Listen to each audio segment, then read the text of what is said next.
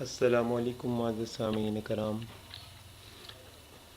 آپ کو آپ کے اپنے چینل علمی دنیا میں خوش آمدید کہتا چلوں۔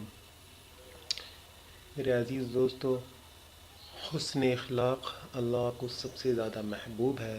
سب کے ساتھ اچھا سلوک۔ ایک حدیث مبارکہ میں آتا ہے کہ قیامت کے دن وہ شخص جس کے اخلاق سب سے اچھے ہوں گے وہ دن بھر روزہ رکھنے والوں اور رات بھر تہجد پڑھنے والوں سے بھی اعلیٰ مقام پر ہوگا، جس کے اخلاق صرف اچھے ہوں گے۔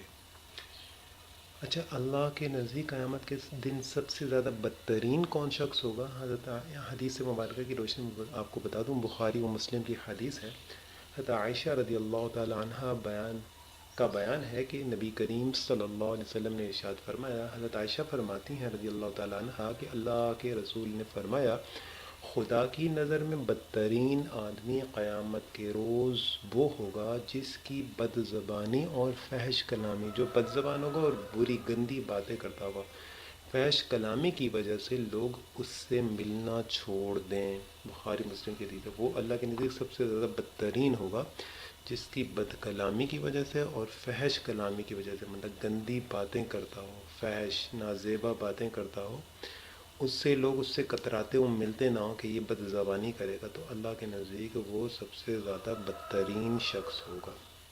اللہ ہم سب کو ان باتوں پر عمل والا بنائے۔ اللہ ہمیں حسن اخلاق سے رہنے والا بنا دے۔ آپ کو آج کی ویڈیو یقیناً پسند آئی ہوگی۔